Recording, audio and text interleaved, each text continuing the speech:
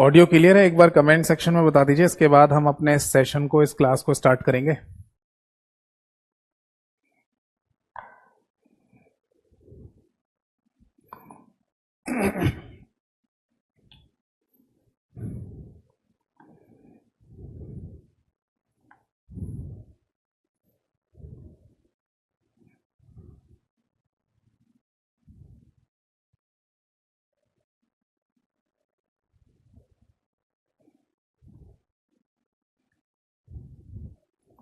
एक बार जल्दी से फटाफट कमेंट सेक्शन में बता दीजिए ऑडियो क्लियर है, इसके बाद हम अपने इस सेशन को, इस क्लास को स्टार्ट कर देंगे।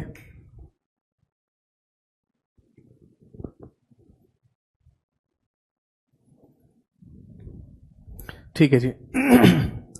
ऑडियो एकदम क्लियर है और शुरू करते हैं अपने इस सेशन को और अपने इस क्लास को। सबसे पहले नमस्कार सभी को नमस्कार। आज की सबसे पहले डेट डाल देते हैं, 20 अगस्त 2024 ये आज की डेट है। और मैं आशा करता हूं कि आप सभी लोगों का रक्षाबंधन का जो त्यौहार था फेस्टिवल, वो बहुत अच्छे से गया होगा। ठीक, चलिए, तो अब फाइनली है ना,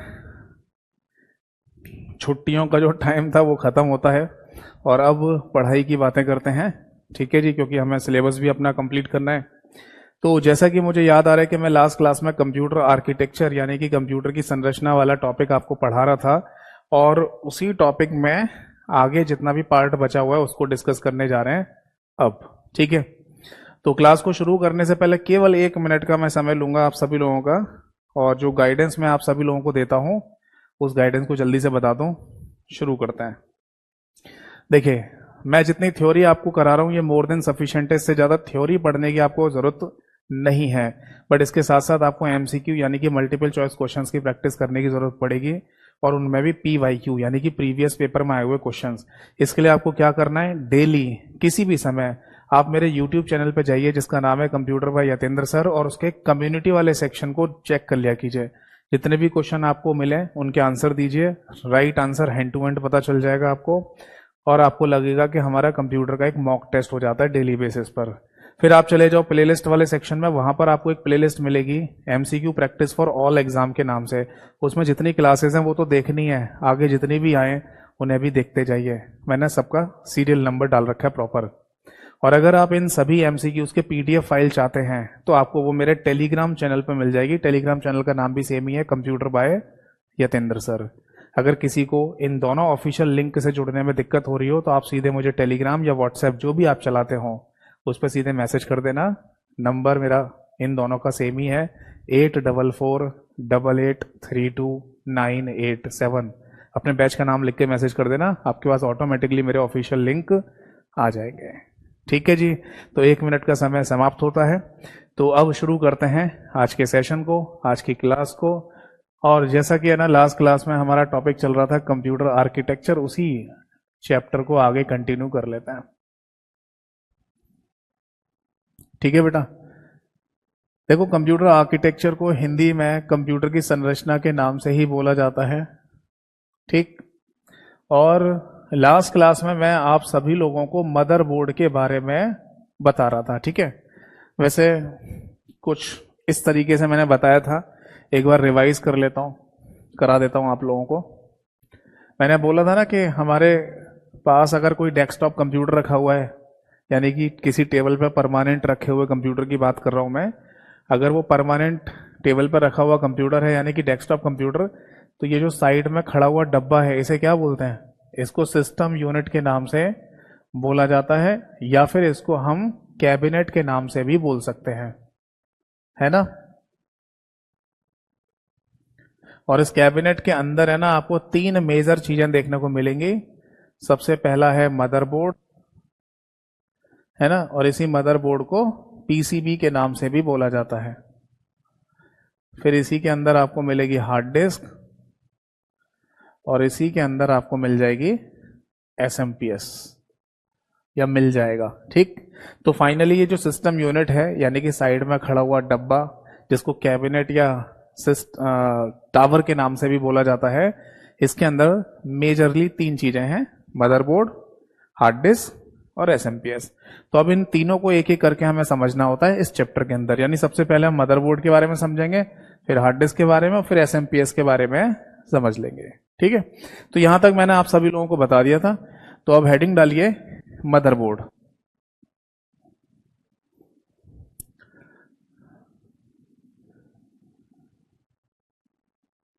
देखो, मदरबोर्ड कह दो या फिर आप इसे पीसीबी कह दो। पीसीबी की फुल फॉर्म होती है बेटा प्रिंटेड सर्किट बोर्ड, इसको बोलते हैं प्रिंटेड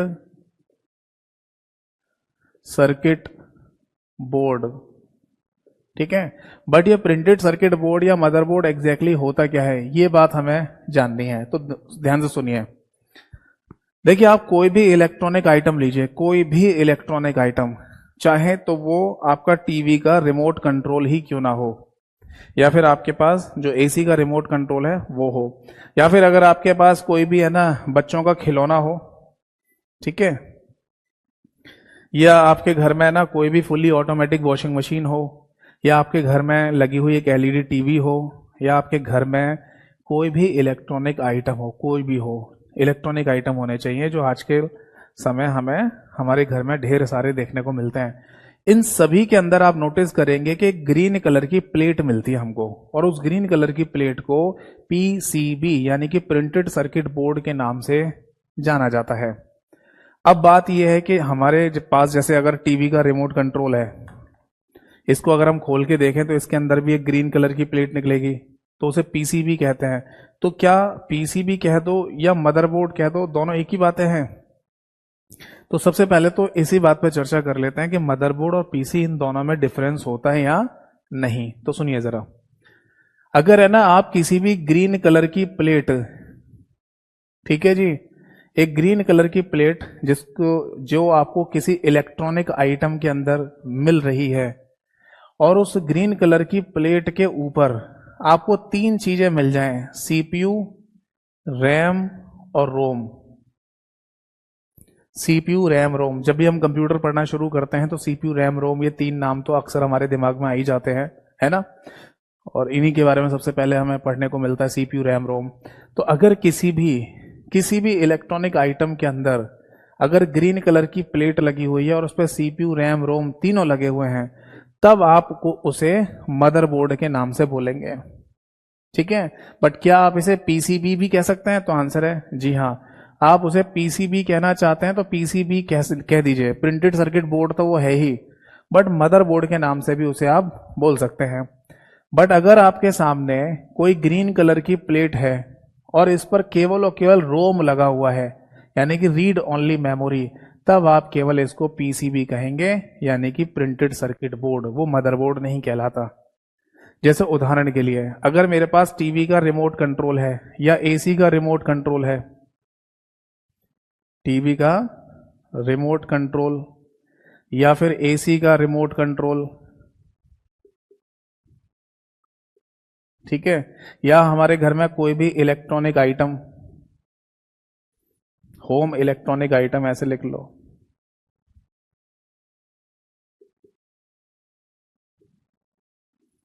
इलेक्ट्रॉनिक प्रोडक्ट्स, इन सभी के अंदर जो भी ग्रीन कलर की प्लेट आपको देखने को मिलती है उसको पीसीबी कहते हैं, यानी कि प्रिंटेड सर्किट बोर्ड ही कहा जाता है।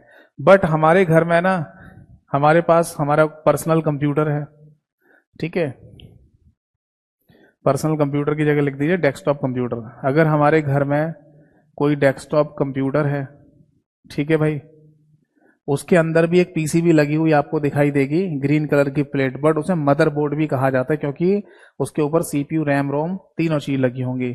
अगर मेरे घर में कोई लैपटॉप है या कोई नोटबुक है, ठीक है जी, या मेरे घर में कोई स्मार्टफोन है, या मेरे घर में कोई टैबलेट है जिसको टैब भी कहा जाता है, ठीक है जी, या हमारे घर में कोई स्मार्ट टीवी लगी हुई है, ये सब आइटम्स के अंदर है ना, या इन सब प्रोडक्ट्स के अंदर जो भी ग्रीन कलर की प्लेटें हमें दिखाई देती हैं, वो सारी की सारी मदरबोर्ड के नाम से जानी जाती हैं। समझ में आ रहा है? अगर आपके घर में कोई स्मार्ट टीवी है जिसमें OTT एप्लीकेशन चल जाती हो, जिसमें अमेजोन प्राइम, नेटफ्लिक्स वगैरह चल जाते हों, या फिर जिसमें एंड्रॉयड एप्लीकेशन भी चल जाती हो, तो वो स्मार्ट टीवी होती है। और उस स्मार्ट टीवी के अंदर CPU, रैम, रोम सब लगे होते हैं। ठीक है जी। तो ये सब एग्जाम्पल है ना, इनके अंदर मदरबोर्ड या PCB दोनों में से कोई भी नाम ले सकते हैं। जनरली मदरबोर्ड शब्द का इस्तेमाल ज्यादा किया जाता है, बट जितने भी हमारे ऐसे इलेक्ट्रॉनिक आइटम हैं उनको मदरबोर्ड नहीं कहते, उनको केवल PCB के नाम से बोल दिया जाता है। बताइए ये बात समझ में आ गई या नहीं? तो अगर एक रीजनिंग टाइप का क्वेश्चन बनाया जाए, रीजनिंग में जैसे क्वेश्चन होता है ना, सारे कुत्ते बिल्ली हैं और सारे बिल्ली कुत्ते हैं, इस तरीके का एक क्वेश्चन बनाया जाए, तो इसका सही आंसर क्या होगा? देखो, अगर मैं आपसे ये बोलूं ऑल मदरबोर्ड, ऑल मदरबोर्ड यानी जितने भी मदरबोर्ड हैं, क्या उन सभी को PCB कहा जा सकता है? और अगर मैं बोलूं सारे PCBs यानी कि प्रिंटेड सर्किट बोर्ड्स को मदरबोर्ड कहा जा सकता है? इनमें से कौन सा सही होगा, कौन सा गलत है? इसमें फर्स्ट वाला सही है या गलत है, या फिर सेकंड वाला सही है या गलत है? आप बताइए कमेंट सेक्शन में। तब तक मैं एक बच्चे का कमेंट लेता हूं। एक बच्चे ने पूछा था नोटबुक में कैसे?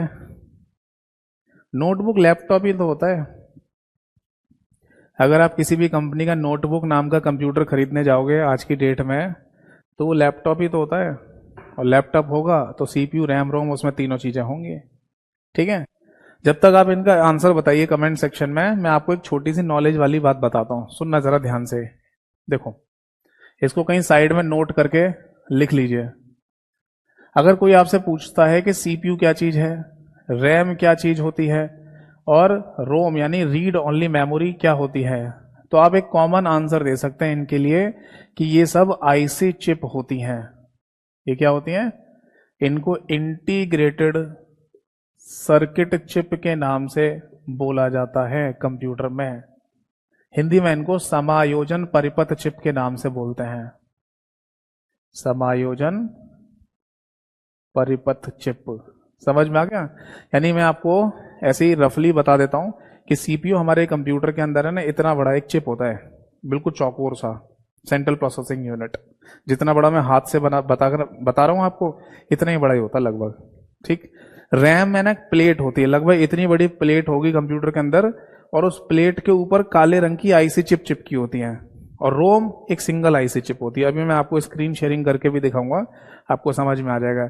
बट नॉलेज के लिए दिमाग में ये बात रखिएगा कि अगर कोई पूछता है कि CPU, रैम, रोम ये है क्या, किस किस रूप में होते हैं, तो आप सिंपल आंसर कह सकते हैं कि ये सब IC चिप होती हैं, इंटीग्रेटेड सर्किट चिप।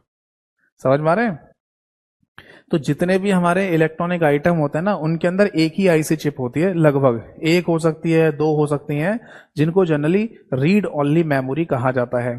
बट जो कंप्यूटर वाले सिस्टम होते हैं ये सारे के सारे, इनमें जो IC चिप लगी हुई हैं वो अलग अलग IC चिप हैं। जैसे CPU यानी कि सेंट्रल प्रोसेसिंग यूनिट, रैम लगी होगी यानी रैंडम एक्सेस मेमोरी, और रोम लगी होगी यानी रीड ओनली मेमोरी। ठीक। तो जैसा मैं देख पा रहा हूं कमेंट सेक्शन में बच्चों ने लिखा है फर्स्ट सही है और दूसरा गलत है। देखो, ऑल मदरबोर्ड, क्या सभी मदरबोर्ड को PCB कहा जा सकता है? तो आंसर है यस, बिल्कुल कह सकते हैं भाई, क्योंकि सबसे पहले तो PCB होता है शब्द, वो बाद में डिपेंड करता है कि मदरबोर्ड होगा या नहीं। बट क्या सारे के सारे PCB को मदरबोर्ड कहा जा सकता है? तो आंसर है नो, सारे PCB को हम मदरबोर्ड के नाम से नहीं बोल सकते। ठीक है जी, नोट कर लीजिए इसको, कोई डाउट है तो पूछिए।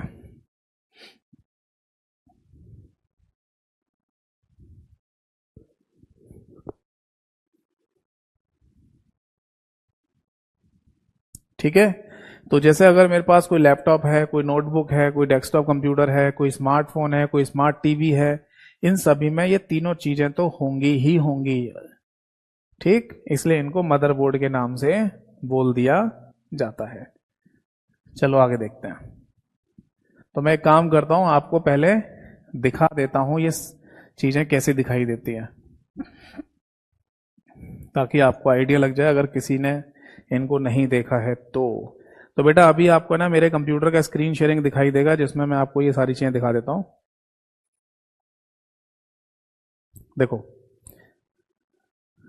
मैं आपको है ना अभी अपने कंप्यूटर का स्क्रीन शेयरिंग दिखा रहा हूं, और ये मेरे कंप्यूटर का डेस्कटॉप है, यानी कि फर्स्ट विजिबल स्क्रीन जो सबसे पहले मुझे दिखाई देती है कंप्यूटर ऑन करते ही, इसको डेस्कटॉप कहते हैं। और मेरे कंप्यूटर में विंडो 11 ऑपरेटिंग सिस्टम डला हुआ है, ठीक है। अब मैं विंडोज़ ऑपरेटिंग सिस्टम का जो बाई डिफ़ॉल्ट यानी स्वतः ही वेब ब्राउज़र है, इसको ओपन करने जा रहा हूँ। इसका नाम है माइक्रोसॉफ्ट एज, जैसा कि यहाँ पर लिखा हुआ भी आ रहा है। ये क्वेश्चन रिसेंटली अभी एक पेपर हुआ था स्टेट गवर्नमेंट का, वहाँ भी क्वेश्चन पूछा गया कि माइक्रोसॉफ्ट कंपनी के वेब ब्राउज़र का नाम क्या है, तो आंसर है माइक्रोसॉफ्ट एज, ठीक। अब हम यहाँ पर गूगल सर्च इंजन पर इन सभी को एक बार देख लेते हैं।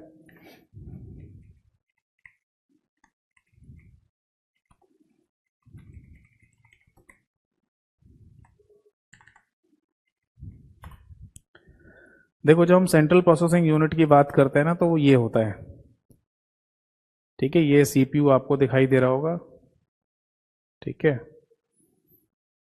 ये एक आईसी चिप होती है जो हमारे कंप्यूटर के मदरबोर्ड पे लगी होती है। देखो, एक व्यक्ति का हाथ आपको दिखाई दे रहा होगा, जो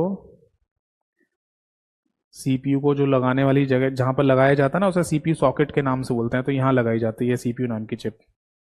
एक व्यक्ति ने देखो अपने हाथ में पकड़ा हुआ है और इस पर लिखा है इंटेल, ठीक है। और यहाँ लिखा व्हाट इज माइक्रो प्रोसेसर। ये मैं अभी बताऊंगा आपको आगे चल के कि सीपीयू को माइक्रो प्रोसेसर के नाम से भी बोला जाता है,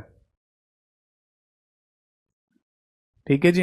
ये होता है आपका सीपीयू जो आपको अभी दिखाई दे रहा है। अब इसका रैम देख लीजिए, रैम कैसे दिखती है कंप्यूटर में। देखो, रैम है ना कुछ इस तरीके की दिखाई देगी आपको, यानी एक ग्रीन कलर की प्लेट और उसके ऊपर ब्लैक कलर की आईसी चिप, ठीक है। ये कई सारी आईसी चिप लगी रहती हैं इस पूरी ग्रीन कलर की प्लेट पर, और ये हमारे कंप्यूटर के मदरबोर्ड पर लगी होती है। जैसे कि ये फोटो आप देख पा रहे होंगे, एक व्यक्ति है ना अपने दोनों हाथों का इस्तेमाल करके ये जो जगह वाइट वाइट कलर की आपको दिख रही है, इसको मेमोरी स्लॉट कहते हैं, और इसी मेमोरी स्लॉट पर रैम को लगा रहा है, ठीक है। ये होती है रैम, यानी रैंडम एक्सेस मेमोरी। अब मैं आपको रोम दिखा देता हूं एक बार। Read only memory, read only memory single IC chip के रूप में होती है, जैसे ये दिखाई दे रही है आपको। ये सब रीड ओनली मेमोरी के एग्जाम्पल हैं। इस फोटोग्राफ से आप आइडिया लगा सकते हैं देखकर कि रैंडम एक्सेस मेमोरी ये पूरी प्लेट को कहा जाता है जिसपे कई सारी आईसी चिप होंगी, और ये रीड ओनली मेमोरी है। अब अगर आपके दिमाग में क्वेश्चन आ रहा हो कि सर ये आईसी चिप का कॉन्सेप्ट क्या है, आईसी चिप क्या होती है, तो आप चिंता मत कीजिए, वो मैं आपको आगे पढ़ाऊंगा ही पढ़ाऊंगा। जब मदरबोर्ड शुरू होगा तो हम आगे चल के आईसी चिप के बारे में भी डिस्कशन करेंगे, ठीक है। फिलहाल देख लीजिए कि दिखते कैसे हैं, ठीक है। और अब मैं आपको दिखाने जा रहा हूं मदरबोर्ड का डायग्राम।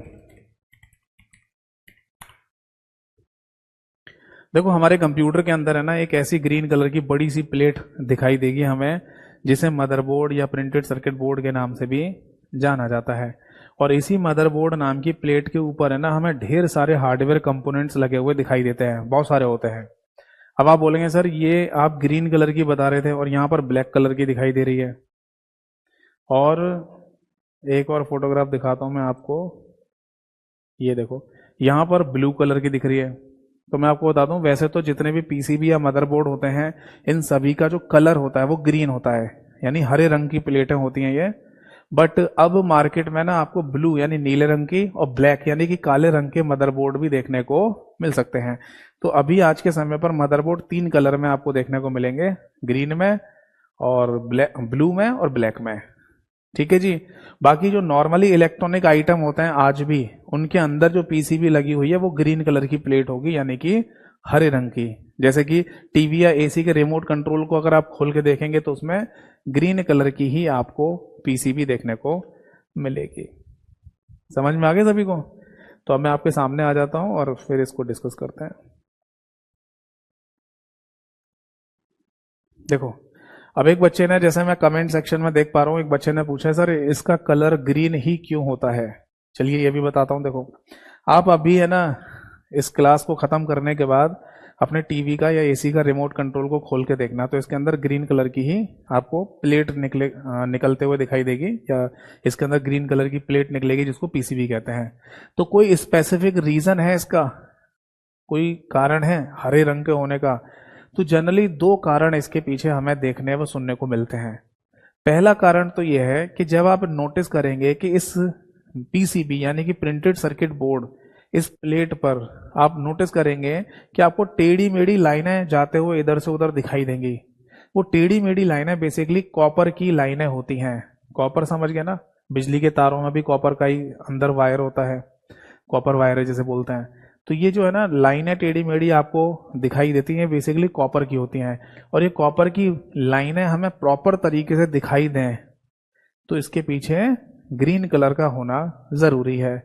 ये वैसे ही समझ लो जैसे मैं ना इस वाइट कलर के बोर्ड को बैकग्राउंड में रखने के बाद ही तो ब्लैक कलर से लिख रहा हूं, तभी तो आपको ये दिखाई देगा, है ना भाई। देखो अगर मैं यहाँ पर ग्रीन कलर से लिखूं, रेड कलर से लिखूं, तो आपको उतना क्लियर दिखाई नहीं देगा जितना यहाँ पर ब्लैक कलर से लिख रहा हूं मैं। तो इससे क्या पता चल रहा है कि अगर आपको ब्लैक कलर से बिल्कुल साफ साफ किसी चीज को लिखकर दिखाना है तो पीछे बैकग्राउंड व्हाइट ही होना चाहिए। तो उसी तरीके से समझ लीजिए जो कॉपर की लाइन है ना, इनको प्रॉपर देखने के लिए बैकग्राउंड कलर को ग्रीन रखा गया। दूसरी बात है, दूसरा जो रीजन हमें देखने को मिलता है वो ये है हमारी आईज। हाँ, जैसे कि मैं देख पा रहा हूँ राहुल चौधरी ने भी एकदम सही आंसर दिया है, आंखों का भी एक रीजन है। एक्चुअली हम और आप लोग तो है ना किसी भी इलेक्ट्रॉनिक आइटम को यूं ही इस्तेमाल कर लेते हैं जैसे हमें करना है, बट इन इलेक्ट्रॉनिक आइटम के अंदर जो प्लेट है यानी पीसीबी, इसे कोई बनाता भी तो होगा मैन्युफैक्चरिंग यूनिट में। तो वो तो पूरे दिन सारे दिन उनके आंखों के सामने यही एक ही चीज रहती होगी। अगर मान लो वो पीसीबी बना रहे हैं प्रिंटेड सर्किट बोर्ड, तो उनके आंखों के सामने तो वो हमेशा पूरे दिन यही रहती होगी, और फिर डेली उनके सामने यही मतलब कलर, पर्टिकुलर कलर रहेगा, तो उनकी आंखों को कोई प्रभाव ना पड़े। अंग्रेजी में एक शब्द होता है एर्गोनॉमिक्स, जैसे इकोनॉमिक्स नहीं होता अर्थशास्त्र, ऐसे ही एक शब्द बनाया गया एर्गोनॉमिक्स। एर्गोनॉमिक शब्द का बेसिकली मतलब होता है कि उन चीजों पर ध्यान दिया जाए जो कंप्यूटर से या इलेक्ट्रॉनिक से संबंधित हों और इंसानी शरीर पर दुष्प्रभाव न डालें। ये शब्द है वो एर्गोनॉमिक्स। ये बेसिकली एक स्टडी है, यानी कि एक पढ़ाई है, स्टडी है, जिसमें यह पढ़ाया जाता है या बताया जाता है कि किसी भी इलेक्ट्रॉनिक डिवाइस से या किसी कंप्यूटर से इंसानी शरीर पर क्या क्या दुष्प्रभाव पड़ सकते हैं या क्या क्या चीजों, उन दुष्प्रभाव से कैसे हम बच सकें। जैसे उदाहरण के तौर पर आप ऐसे समझ लो कि अगर आप कंप्यूटर की स्क्रीन को बहुत देर से देख रहे हैं तो इसमें से भी ब्लू कलर की रेज यानी कि नीली तरंगें निकलती हैं जो हमारी आंखों के कॉर्निया को इफेक्ट कर सकती है, प्रभाव डाल सकती है। इसलिए आजकल सुना होगा कि कंप्यूटर के ग्लासेस भी आते हैं, चश्मे, और उन्हें अगर बहुत लंबे समय तक अगर कंप्यूटर पर काम कर रहे हैं आप तो उन चश्मों को पहनकर काम कीजिए, ऐसा बोला जाता है ना। तो ये चीजें सब है ना एर्गोनॉमिक्स के अंदर बताई जाती है। तो वैसे ही समझ लो कि जो लोग है ना पूरे दिन भर है ना इन्हीं पीसीबी पर काम करते रहते हैं तो उनके सामने एक कलर हमेशा रहेगा, एक पर्टिकुलर कलर डेली, और उस कलर की वजह से उनकी आंखों में कोई प्रभाव ना पड़े, इस वजह से वो ग्रीन कलर को चूज किया गया। अब आप बोलेंगे सर ग्रीन ही क्यों? तो बेटा देखो ग्रीन में ना कई सारे वेरिएंट होते हैं, कोई डार्क ग्रीन भी हो सकता है, लाइट ग्रीन भी हो सकता है। तो बहुत ज्यादा रिसर्च करने के बाद फाइनली ग्रीन कलर की यही इंटेंसिटी वाली जो ग्रीन कलर है यही चूज किया गया, और नोटिस किया गया कि इसको अगर आप देखते रहेंगे मैन्युफैक्चरिंग यूनिट पर तो आपकी आंखों पर बहुत ज्यादा प्रभाव नहीं पड़ेगा कलर की वजह से। ठीक है, तो ये कुछ रीजन है ना हमें देखने को मिलते हैं। ठीक, चलिए अब आगे देखेंगे। वरना आज के समय पे मैं आपको बता दूं कि पीसीबी यानी प्रिंटेड सर्किट बोर्ड तीनों कलर में आ रहे हैं, ग्रीन भी है और ब्लैक भी है और ब्लू भी है। ठीक है जी, देखो जी, अगर आपसे यह कहा जाए कि हमारे कंप्यूटर का मेन कंपोनेंट कौन है, केवल इतना ही शब्द लिखा हुआ आ रहा है मेन कंपोनेंट, जैसे हिंदी में कहा जाएगा मुख्य घटक, तो बेटा इसका सही आंसर है मदरबोर्ड। बट क्यों? क्योंकि सीपीयू, रैम, रोम जो कंप्यूटर की जान है वो तो इसी के ऊपर ही लगे हुए हैं, मदरबोर्ड पे ही होते हैं।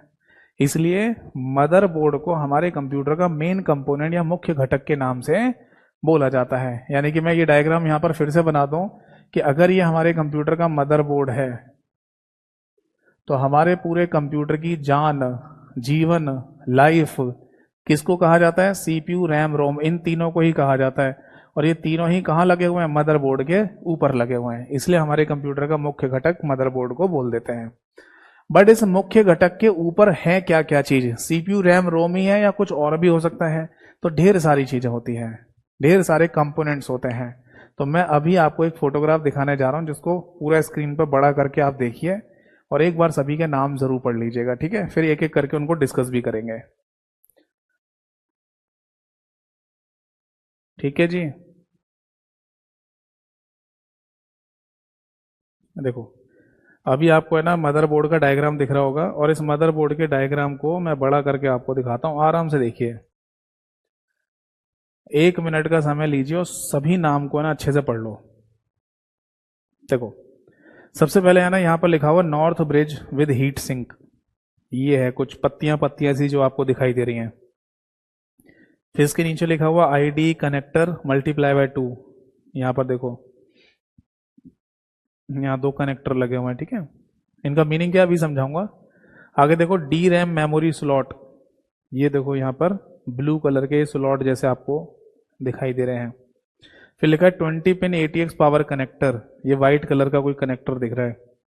फिर लिखा है CPU fan and heat sink mounting point, तो यहाँ इस एरिया में CPU फैन लगा होता है और हीट सिंक माउंटिंग पॉइंट लगा होता है। CPU सॉकेट, यानी ये जो आपको व्हाइट कलर की जगह दिखाई दे रही है इसको CPU सॉकेट के नाम से बोलते हैं। फिर यहाँ लिखा है कनेक्टर्स फॉर इंटीग्रेटेड पेरिफेरल्स, ठीक है? तो यहाँ ढेर सारे कनेक्टर्स लगे हुए हैं अलग अलग डिवाइसेस के लिए। फिर यहाँ लिखा हुआ CMOS बैकअप बैटरी, यहाँ पे कोई सेल जैसी डिवाइस लगी हुई है, इसे CMOS बैकअप बैटरी कहते हैं। फिर लिखा है PCI स्लॉट, ये व्हाइट कलर की पट्टियां पट्टियां जो दिख रही हैं आपको 5, ये PCI स्लॉट कहलाती हैं। फिर साउथ ब्रिज, यहाँ पर एक हार्डवेयर डिवाइस लगी हुई है जिसको साउथ ब्रिज के नाम से बोलते हैं। और फिर है AGP स्लॉट, ठीक है? और ये जो आपको ब्लैक कलर का एक डिवाइस दिखाई दे रहा है इसको AGP स्लॉट के नाम से जाना जाता है, ठीक है जी। तो मोटे मोटे तौर पर है ना ये सारी चीजें हमें दिखाई देगी मदरबोर्ड के ऊपर। और मैं आपको बता दूं कि इसमें जितने भी पॉइंट्स लिखे हुए हैं इन सभी पॉइंट पर कभी ना कभी किसी ना किसी एग्जाम में क्वेश्चन जरूर पूछा गया है। जैसे कि रिसेंटली अभी एक पेपर में CMOS बैकअप बैटरी के बारे में भी क्वेश्चन पूछा गया था, ठीक? तो अब एक काम करते हैं, सारे नाम आपने अच्छे से देख लिए होंगे, इस डायग्राम को कर देना थोड़ा छोटा, मेरे हिसाब से इतना काफी है। तो मैं जितने भी हार्डवेयर कंपोनेंट्स यहाँ पर लगे हुए हैं इन सभी के बारे में आपको समझाता जाऊंगा, आप समझते जाइए और कोई डाउट है तो पूछते जाइए, ठीक है? ये आप नोट कर सकते हैं वैसे। तो अगर ये क्वेश्चन एग्जाम में कभी रिपीट होता है कि हमारे कंप्यूटर का मुख्य घटक यानी कि मेन कंपोनेंट कौन है, तो आंसर होगा मदरबोर्ड, ठीक? अब इसके बाद है ना ये लिख लीजिए यहां पर मदरबोर्ड कंपोनेंट्स, हेडिंग डालिए मदरबोर्ड के कंपोनेंट्स, मदरबोर्ड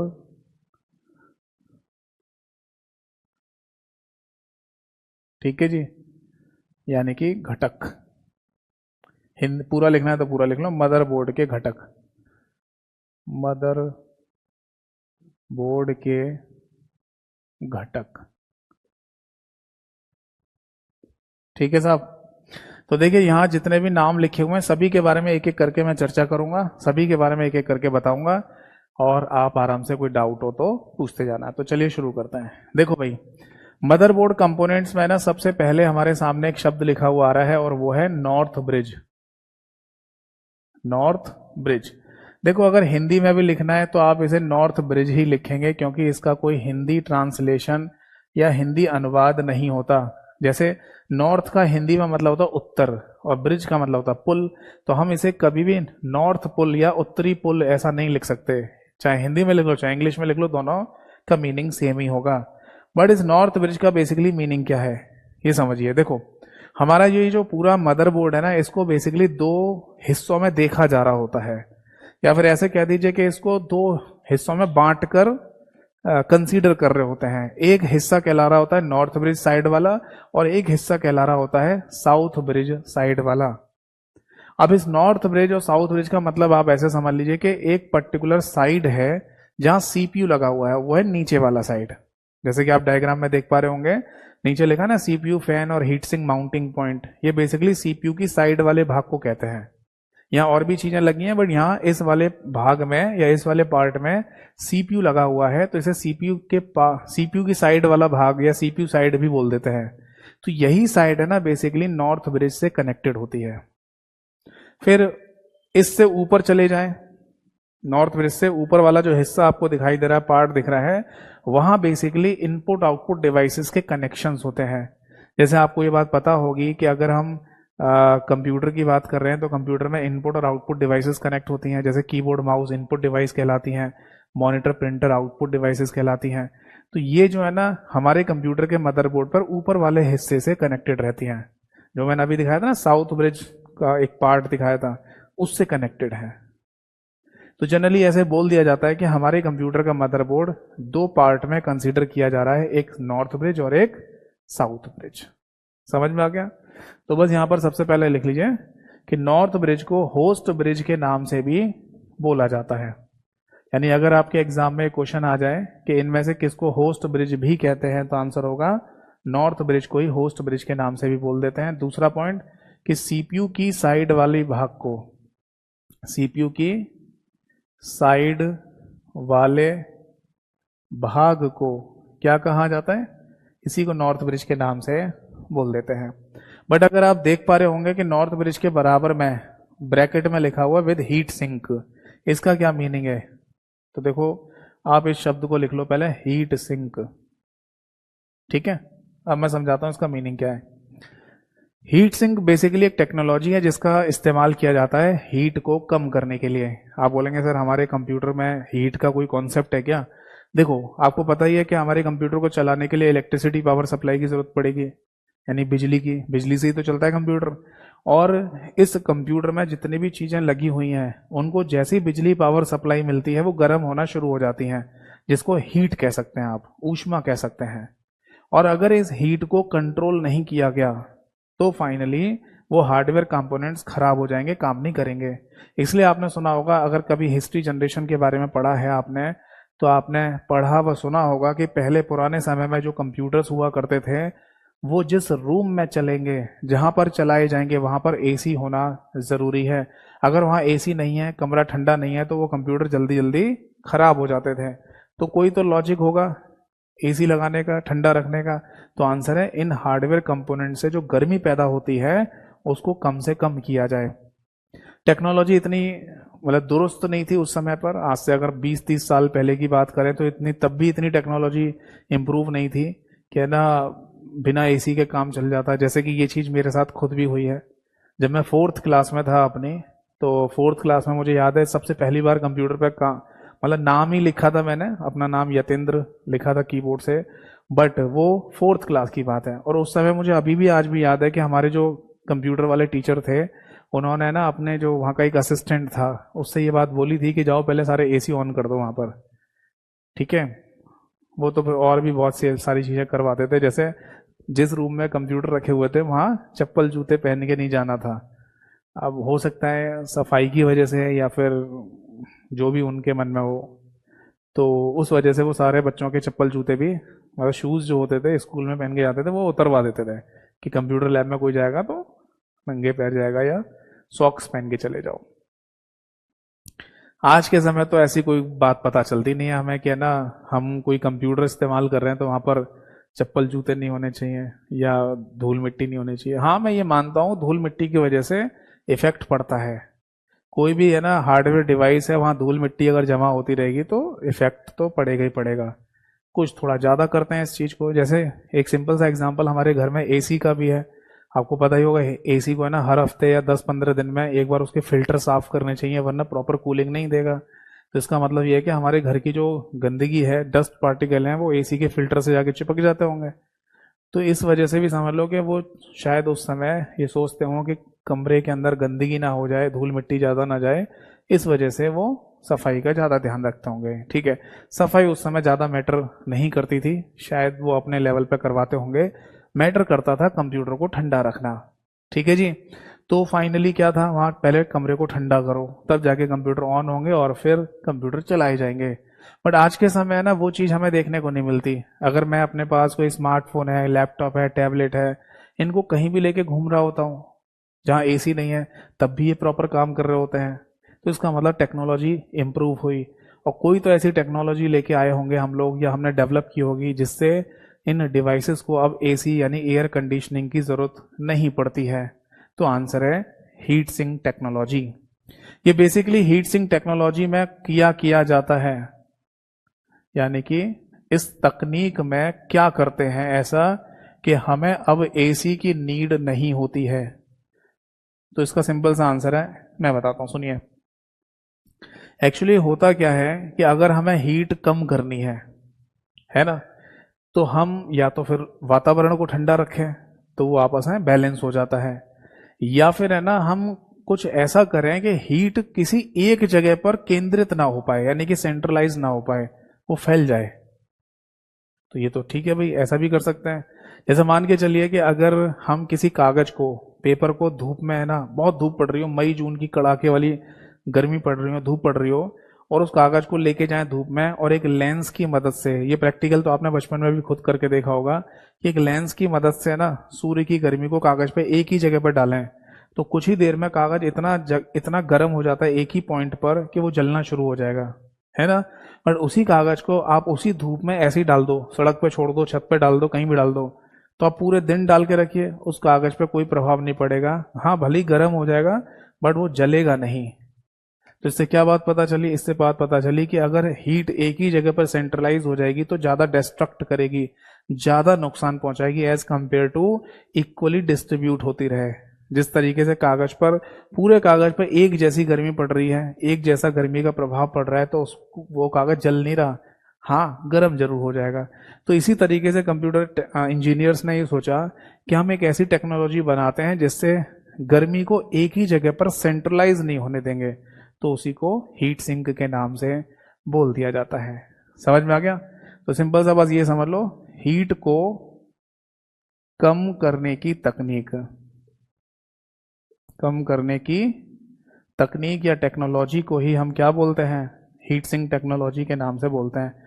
और इसमें बहुत ज़्यादा इन्वेंशन भी होते जा रहे हैं, यानी धीरे धीरे कंप्यूटर इंजीनियर्स इसी को और ज़्यादा इम्प्रूव करते हुए चले जा रहे हैं, ताकि आप किसी भी ऐसे गर्म माहौल में चले जाओ जहाँ गर्मी पहले से हो, ठीक है, और इनको चलाने से भी ये हीट हो रहे हो, तब भी ये हार्डवेयर कंपोनेंट्स खराब ना हो। समझ में आ गया? तो बस ये नोट कर लीजिए कि अगर पेपर में कभी भी क्वेश्चन आता है कि नॉर्थ ब्रिज क्या है, तो इसे होस्ट ब्रिज के नाम से जाना जाता है, और सीपीयू की साइड वाली भाग को ही नॉर्थ ब्रिज कह देते हैं, या फिर ऐसे कह दीजिए कि सीपीयू की साइड वाली भाग नॉर्थ ब्रिज से कनेक्टेड है। और इसमें हीट सिंक का मतलब कि हीट को कम करने की तकनीक।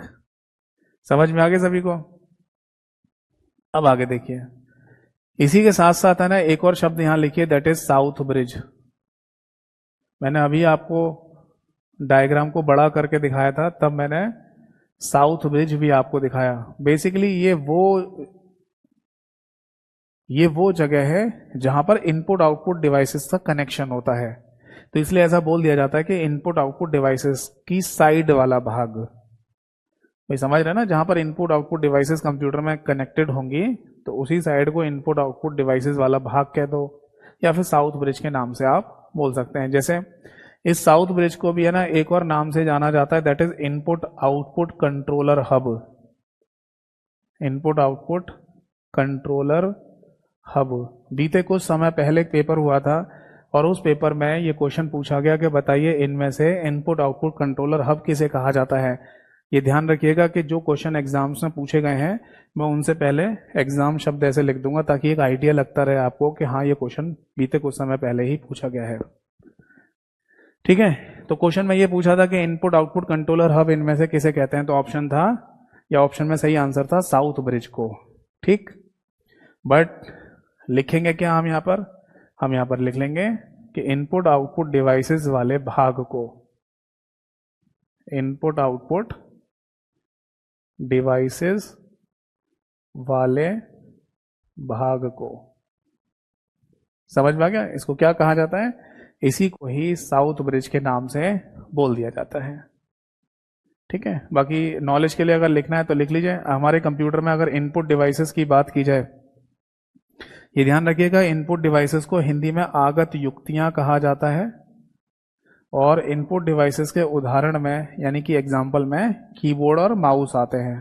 ठीक है जी, ये कीबोर्ड माउस बेसिकली हमारे कंप्यूटर में डाटा को अंदर देने के लिए जिम्मेदार हैं, इसलिए इनको इनपुट डिवाइस के नाम से बोला जा रहा है। समझ गया ना, यानी वो डिवाइस जो डाटा को कंप्यूटर के अंदर दे रही है। तो कीबोर्ड से भी डाटा अंदर जा रहा है, माउस से भी डाटा अंदर जा रहा है, तो इसलिए इनको इनपुट डिवाइस बोल देते हैं। और अगर आउटपुट डिवाइसेस की बात की जाए, ठीक है, जिसको हिंदी में निर्गत युक्तियां कहा जाता है, निर्गत युक्तियां, ये कौन सी डिवाइस है?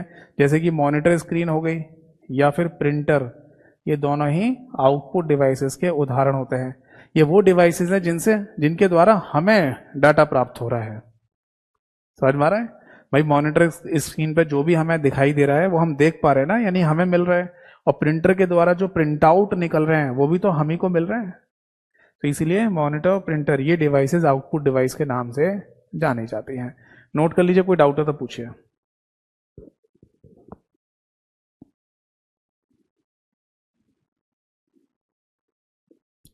बिल्कुल बेसिक से लेके चलूंगा, ताकि वो व्यक्ति जिसे कंप्यूटर का सी भी नहीं आता और वो व्यक्ति जिसे कंप्यूटर में पहले से नॉलेज है, दोनों का काम चलता रहे। जिन्हें कंप्यूटर में पहले से नॉलेज है शायद उन्हें भी ये बातें नहीं पता होंगी, वो भी जानेंगे इस बात को, और जिन्हें कंप्यूटर के बारे में सी भी नहीं पता वो भी इन बातों को जानेंगे। और इसी तरीके से लॉजिकल और कॉन्सेप्चुअल बेस्ड क्वेश्चन एग्जाम में आजकल पूछे जा रहे हैं। ठीक है, जैसे एक बच्चा ये कह रहा था कि सर इनके बारे में प्रॉपर थ्योरेटिकल नोट लिखना है हमको। नहीं, इससे इतनी थ्योरी लिखने की जरूरत नहीं है, जितने मेन पॉइंट मैं आपको लिखवा रहा हूँ बस उतने ही लिख लीजिए बस। और इसमें इतना लिखना है कि इनपुट आउटपुट डिवाइसेस वाले भाग को, है ना, तो इसमें बेमतलब के वो पूरी पूरी लंबी चौड़ी कहानी लिखने की जरूरत नहीं है कि साउथ ब्रिज को इनपुट आउटपुट डिवाइसेस वाले भाग को कहा जाता है, ये सब लिखने की जरूरत नहीं है। केवल मेन पॉइंट आपको लिखने हैं, ताकि उन पॉइंट को पढ़ने से ही क्लियर हो जाए कि हम किस चीज की बात कर रहे हैं। ठीक है, चलिए अब आगे देखते हैं। तो फाइनली नॉर्थ ब्रिज और साउथ ब्रिज के बारे में हमें क्लियर हो गया। अब मदरबोर्ड के ऊपर आगे की तरफ देखिए, आपको एक और शब्द लिखा हुआ दिखाई दे रहा होगा, that is D RAM memory slot. Heading डालिए, डी रैम मेमोरी स्लॉट, और उसके आगे भी मल्टीप्लाई बाय 2 लिखा हुआ है। तो इसके बारे में मेरे को प्रॉपर तरीके से समझाने के लिए ये मदरबोर्ड से डायग्राम, मतलब स्क्रीन से ये डायग्राम को हटाना पड़ेगा। ठीक है जी, तो अब मैं आपको क्लियर तरीके से इसके बारे में समझाता हूँ, सुनिए जरा ध्यान से। पहली बात तो ये आती है कि हमारे कंप्यूटर में रैम लगी होती है, तो आंसर है जी हाँ। हमारे कंप्यूटर में एक मेमोरी लगी हुई है जिसको रैंडम एक्सेस मेमोरी के नाम से बोला जाता है। अब आप बोलेंगे सर इसका काम क्या है, क्यों लगी हुई है, रैम की जरूरत क्या होती है? तो एक डायग्राम है ना, आपको हमेशा दिमाग में रखना है। जब तक हमारी कंप्यूटर की क्लासेस चलेंगी तब तक ये डायग्राम हमेशा ध्यान रखना है कि हमारे कंप्यूटर में सारा डेटा होता है कंप्यूटर की हार्ड डिस्क में। हार्ड डिस्क के बारे में थोड़ा बहुत तो पहले ही मैंने बताया आपको कि जब हम कहते हैं ना कि हमारे कंप्यूटर में कोई मूवी पड़ी है, गाने पड़े हैं, कोई पिक्चर पड़ी हुई है, कोई पीडीएफ फाइल पड़ी हुई है, तो वो हमारे कंप्यूटर की हार्ड डिस्क नाम की डिवाइस में स्टोर रहता है। ठीक, हार्ड डिस्क है ना हमारे कंप्यूटर में जब डाटा आगे की तरफ भेजती है तो वो रैम में ही पहुंचता है, यानी कि रैंडम एक्सेस मेमोरी में। और फिर जब रैंडम एक्सेस मेमोरी हमारे कंप्यूटर के, मतलब रैंडम एक्सेस मेमोरी जब आगे डाटा भेजेगी तो वो डाटा हमारे कंप्यूटर के सीपीयू के पास पहुंचता है। किस रूप में? इनपुट के रूप में। फिर सीपीयू के द्वारा उस डाटा की प्रोसेसिंग होती है और एक आउटपुट जनरेट होता है, तब जाके वो डाटा आपको मॉनिटर की स्क्रीन पर दिखाई देगा। जैसे आप अपने कंप्यूटर में कोई मूवी देख रहे हैं, गाने सुन रहे हैं, कोई पीडीएफ फाइल को ओपन कर रहे हैं, तो उन फाइलों के आइकन तो आपको यहाँ दिखते होंगे मॉनिटर पे, और जैसे ही आप उन फाइलों पर क्लिक करते हैं तो फाइल पूरी स्क्रीन पे बड़ी होके आ जाती है आपके सामने और आप देखने लगते हो। तो मान लो अगर कोई पीडीएफ फाइल आप देख रहे हैं, पढ़ना चाहते हैं पीडीएफ फाइल को कंप्यूटर में, तो उस पीडीएफ फाइल का आइकन आपको मॉनिटर पे दिखाई देगा, जिस पर आप डबल क्लिक करेंगे। तो उस पीडीएफ फाइल का डाटा कहाँ से आएगा? आपके कंप्यूटर की हार्ड डिस्क से रैम में आएगा, रैम से सीपीयू में आएगा, और सीपीयू से फिर मॉनिटर स्क्रीन पर आपको दिखाई देता है। ठीक है जी, तो हमारे कंप्यूटर में ये जो रैम है इसका होना जरूरी क्यों है? क्योंकि यही वो मेमोरी है जो सीपीयू को डाटा देती है। सीपीयू को हमारे कंप्यूटर का ब्रेन यानी दिमाग भी कहा जाता है ना। तो सीपीयू को डाटा देने वाली मेमोरी कौन सी है? रैम। इसलिए हम कंप्यूटर में रैम लगा देते हैं। तो आप ये बात यहां लिख सकते हैं, हमारे कंप्यूटर की मेन मेमोरी यानी कि मुख्य मेमोरी है। ये नहीं तो सीपीयू को डाटा नहीं मिलेगा। ठीक है जी। हमारे कंप्यूटर का जो दिमाग है ना, इसको डाटा भेजने के लिए सीपीयू यानी कि सेंट्रल प्रोसेसिंग, मतलब हमारे कंप्यूटर का जो दिमाग है सेंट्रल प्रोसेसिंग यूनिट, इसको डाटा देने के लिए या भेजने के लिए रैम जिम्मेदार होती है, रैंडम एक्सेस मेमोरी। समझ में आ गई बात? ठीक है। अब बेसिकली होता क्या है कि हमारे कंप्यूटर के सीपीयू यानी कि सेंट्रल प्रोसेसिंग यूनिट को देने वाले डाटा देने वाली जो रैम है ना, इसमें बेसिकली हमें दो टाइप देखने को मिलते हैं। ठीक है। एक टाइप कहलाता है डी रैम और एक टाइप कहलाता है एस रैम। जैसे कि आप देख रहे होंगे यहां पर रैम की जगह डी रैम शब्द लिखा हुआ आया है। तो डी का मतलब होता है यहां पर बेटा डायनेमिक, कोई हिंदी नाम नहीं। एस का मतलब होता है स्टैटिक, कोई हिंदी नाम नहीं, हिंदी में कोई नाम नहीं होता, इंग्लिश में लिखा जाता है डायनेमिक और स्टैटिक। अब बात ये आती है कि सर हमारे पास जो नॉर्मल लैपटॉप या कंप्यूटर वगैरह होते हैं, इनमें कौन सी रैम लगी हुई आती है, डी रैम या एस रैम? तो आप इस डी रैम के साइड में या आगे लिख सकते हैं कि यही रैम कॉमर्शियल कंप्यूटर्स में लगी हुई आती है। समझ में आ गई बात? कॉमर्शियल कंप्यूटर का मतलब होता है वाणिज्यिक कंप्यूटर, यानी कि वो कंप्यूटर, ठीक है, जो मार्केट में खरीदा और बेचा जा रहा हो। यानी कि कोई कंपनी किसी कंप्यूटर को बना रही है, आप पैसे लेके जाओ मार्केट में, उसके शोरूम से उसको खरीद लाइए। तो किसी भी वस्तु का मार्केट में खरीदा और बेचा जाना, उस वस्तु का कमर्शलाइजेशन कहलाता है, यानी कि वाणिज्यिक रूप से उपयोग में लाया जाना। तो हमारे नॉर्मल जो वाणिज्यिक कंप्यूटर या कॉमर्शियल कंप्यूटर हैं आपके और मेरे, इन सभी में डी रैम लगी हुई आती है। तो फिर स्टैटिक रैंडम एक्सेस मेमोरी कहाँ होती है? ये होती है बेटा स्पेशलाइज्ड कंप्यूटर्स में, स्पेशलाइज्ड कंप्यूटर सिस्टम। ठीक है। हिंदी में कहा जाएगा विशेष कंप्यूटर प्रणाली, विशेष कंप्यूटर प्रणाली। ठीक है बेटा, समझ में आ गई बात? अब फिलहाल के लिए अगर आप लिखना चाहें तो ऐसा लिख सकते हैं कि विशेष कंप्यूटर प्रणाली ये हमें देखने को मिलती है एटीसी सिस्टम में। एटीसी जिसका मतलब होता है एयर ट्रैफिक कंट्रोलर सिस्टम। हर एक एयरपोर्ट की बात करें, हर एक एयरपोर्ट, चाहे वो दिल्ली का आईजीआई इंटरनेशनल एयरपोर्ट हो, वहां पर भी एक एटीसी सिस्टम बना होता है जिसे एयर ट्रैफिक कंट्रोलर सिस्टम कहा जाता है। और उसी एटीसी सिस्टम से हर एक फ्लाइट का डेटा मेंटेन करते हैं। कौन सी फ्लाइट वहां से उड़ के जा रही है, टेक ऑफ कर रही है, कौन सी फ्लाइट लैंड करेगी, कौन सी फ्लाइट उनके एरिया जोन में ऊपर से उड़ के जा रही है, इन सभी को है ना कंप्यूटर के द्वारा डाटा को मेंटेन किया जाता है। वहां रडार सिस्टम लगा होता है, बेसिकली उसके थ्रू करते हैं काम। ठीक है जी। तो कंप्यूटर जो लगे हुए हैं ना वहां पर, वो विशेष प्रकार के कंप्यूटर होते हैं जिनमें स्टैटिक रैंडम एक्सेस मेमोरी लगी होती है। आप बोलेंगे सर वहां डी रैम लगा दें, तो नहीं लगा सकते। फिलहाल के लिए इतना दिमाग में रखिएगा कि डी रैम हमारे नॉर्मल साधारण कंप्यूटर में काम में आ जाती है, जबकि विशेष प्रकार के कंप्यूटर बनाए जाएंगे तो उनमें स्टैटिक रैंडम एक्सेस मेमोरी काम में लाई जाएगी। ठीक है। और आगे जब कंप्यूटर मेमोरी वाला चैप्टर आएगा तब मैं डी रैम और एस रैम में बेसिक डिफरेंसेस के बारे में भी चर्चा करूंगा। फिलहाल के लिए, अभी के लिए इतना जरूरी है आपको दिमाग में रखना कि डी रैम कहां पर और एस रैम कहां पर लगी हुई होती है। ठीक है जी। अब देखो हमारे कंप्यूटर में रैम लगी कहां होती है। अभी थोड़ी देर पहले ही मैंने आपको स्क्रीन शेयरिंग करके दिखाया था। रैम बेसिकली एक ऐसे स्लॉट में लगी होती है। ये मेरी जो उंगलियां हैं इनको ऐसे मान लो स्लॉट, और ये रैम है यानी रैंडम एक्सेस मेमोरी। तो रैंडम एक्सेस मेमोरी को मदरबोर्ड पर ऐसे एक स्लॉट में लगाकर और दोनों साइड से लॉक कर दिया जाता है। तो बेसिकली रैम को जिस जगह लगाया जा रहा है उसी को मेमोरी स्लॉट के नाम से बोला जाता है, इसलिए यहां पर लिखा हुआ है डी रैम मेमोरी स्लॉट। समझ में आ गई बात? नोट कर लीजिए। तो क्या समझ में आया हमें कि हमारे कंप्यूटर में रैम जो हमारे कंप्यूटर की मुख्य मेमोरी है, क्यों? क्योंकि यही कंप्यूटर के दिमाग यानी सीपीयू को डाटा भेजती है। इसमें बेसिकली दो टाइप हैं, एस रैम और डी रैम, और हमारे नॉर्मल कंप्यूटर में डी रैम लगी हुई आती है। इसे जहां लगाया जाएगा वो जगह मेमोरी स्लॉट कहलाती है। अब बात ये आती है कि सर यहां पर मल्टीप्लाई बाय 2 क्यों लिखा है ब्रैकेट में? तो देखो इसका रीजन ये है बेटा कि हमारे कंप्यूटर के मदरबोर्ड पर रैम को लगाए जाने के बेसिकली 2 स्लॉट होते हैं। देखो, एक होता है स्लॉट नंबर 1 और एक होगा स्लॉट नंबर 2। तो ऐसे 2 स्लॉट क्यों दिए जाते हैं कंप्यूटर के मदरबोर्ड पर रैम को लगाने के लिए?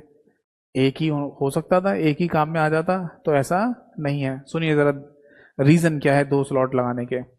देखो, जब है ना आपके कंप्यूटर में आपको ऐसा पता चले कि रैम लगी हुई है 1 जीबी की, रैम लगी हुई है 1 जीबी की, या रैम लगी है 2 जीबी की, या रैम लगी है 4 जीबी की, 8 जीबी की, 16 जीबी की, 32 जीबी की, ऐसे कोई नंबर्स अगर आपको दिखाई व सुनाई दें, तब तो समझ जाना कि हमारे कंप्यूटर में रैम को लगाए जाने के केवल एक ही स्लॉट, मतलब रैम को लगाए जाने के लिए केवल एक ही स्लॉट काफी है। ठीक है। बट अगर कभी इस सीरीज से हटके कोई नंबर आपको दिखाई दे रैम के केस में, जैसे उदाहरण के लिए मैं आपको बता दूं कि अभी रिसेंटली क्या हुआ था, एक फोन आया था ओप्पो का। ओप्पो कंपनी का एक स्मार्टफोन आया, लॉन्च हुआ, जिसमें यह कहा गया कि आपके कंप्यूटर में, मतलब आपके फोन में 10 जीबी की रैम आई है, ऐसा कुछ बोला गया था। ठीक है, 10 जीबी की रैम है। या चलो इस एग्जांपल को बाद में बताऊंगा आपको, एक फोन का एग्जांपल बताता हूं सिंपल सा। सैमसंग कंपनी का है ना एक फोन आया था कुछ समय पहले, और उस फोन का नाम था बेटा सैमसंग गैलेक्सी J6। और उस फोन में यह कहा गया कि 6 जीबी की रैम है, 6 जीबी की रैम। तो क्या 6 जीबी की रैम बनाई जा सकती है कंप्यूटर के केस में? तो आप बोलेंगे सर ये जो नंबर्स हैं ये तो हमने देखे और सुने हैं कंप्यूटर के केस में, 1 2 4 8 16 32, बट हमने 6 तो कभी कंप्यूटर के केस में नहीं देखा। जबकि कंप्यूटर कह लो या स्मार्टफोन फोन कह लो, एक ही बात है। ठीक है, कोई ये ना कहना कि सर स्मार्टफोन का एग्जाम्पल दे रहे हो और पढ़ा आप कंप्यूटर हो, क्योंकि स्मार्टफोन भी कंप्यूटर ही होता है। जो हमारे कंप्यूटर में पूरा कॉन्सेप्ट है वही हमारे स्मार्टफोन के अंदर भी पूरा कॉन्सेप्ट है। ठीक है, तो स्मार्टफोन के अंदर 6 जीबी की रैम लगी हुई आई। तो ये 6 जीबी बना कैसे, ये 6 जीबी हुआ कैसे? तो इसे बनाने के लिए बेसिकली क्या किया गया होगा कि स्लॉट नंबर 1 में 4 जीबी की और स्लॉट नंबर 2 में 2 जीबी की रैम लगाई गई होगी, जिससे ये कहा जा रहा होगा कि फोन के अंदर 6 जीबी की रैम है। आप बोलेंगे सर 6 जीबी बना नहीं सकते? नहीं, नहीं बन सकता, क्योंकि 6 जीबी की रैम अगर बनाने की कोशिश की गई तो कंप्यूटर का जो कोर कॉन्सेप्ट है, बाइनरी का जो कॉन्सेप्ट होता है, 0 1 का जो कॉन्सेप्ट होता है, वो गड़बड़ हो जाएगा। एक्चुअली ये जो पैटर्न आपको दिखाई दे रहा है ना, ये 2 की पावर n की वैल्यूज होती हैं। जैसे 2 की पावर n में 0 पुट करेंगे तो 1 आएगा, 2 की पावर n में 1 पुट करेंगे तो 2 आएगा, 2 की पावर 2 में, मतलब 2 की पावर n में 2 पुट करेंगे तो 4 आएगा, और 2 की पावर n में 3 पुट करेंगे तो 8 आएगा। इसी तरीके से अगर हम आगे बढ़ते जाएं और ये पावर लगाते जाएं तो हमें ये पैटर्न देखने को मिलता है। समझ में आ रहा है? तो बाइनरी का जो कॉन्सेप्ट है, यानी 2 का जो कॉन्सेप्ट है ना, उसकी पावर में n रखकर और n की वैल्यू 0 1 2 3 आप फिट करते चले जाएं तो आपको यही वाली सीरीज देखने को मिलेगी। और इसी वजह से आपने देखा होगा कि कंप्यूटर की जितनी भी मेमोरी या कंप्यूटर के जितने भी हार्डवेयर वगैरह हम खरीदते हैं, वहां पर हमें यही नंबर देखने को मिलते हैं ज्यादातर, है ना? ऐसे नंबर बहुत कम देखने को मिलेंगे, और ऐसा मिलता भी है तो उसके पीछे जुगाड़ की जाती है इस तरीके की। समझ गए? आप मेमोरी कार्ड खरीदने जाओ, 16 जीबी का, 32 जीबी का, 64 जीबी का, ऐसे मिलेगा। क्यों 60 जीबी का मेमोरी कार्ड नहीं आता? पेन ड्राइव लेने जाओ आप, 16 जीबी की, 32 जीबी की, 64 जीबी की पेन ड्राइव मिलेगी। क्यों है ना 10 जीबी की पेन ड्राइव नहीं आती? क्यों मार्केट में ना 13 जीबी की पेन ड्राइव नहीं आती, 14 जीबी की पेन ड्राइव नहीं आती? तो कोई तो लॉजिक होगा। तो जो normal pen drive, memory card हो गए, इन सब के केस में तो आपको यही वाले ही नंबर देखने को मिलेंगे जो ऊपर लिखे हैं। बट जैसे कंप्यूटर के केस में ना, किसी जैसे रैम की बात करें तो वहां ये नंबर अलग देखने को मिल सकते हैं। उसका लॉजिक क्या है वो मैंने आपको समझा दिया। ठीक है ना? जैसे कि मैंने अभी एक क्वेश्चन पूछा था, एक बच्चे ने सही आंसर भी दिया है। जैसे अगर मान लो ये कहा जाए कि 10 जीबी की रैम है, ऐसे कहा जा रहा है कि टोटल मिला के 10 जीबी की रैम आई है, तो 10 जीबी बन सकता है? नहीं, 10 जीबी की रैम कभी नहीं बन सकती।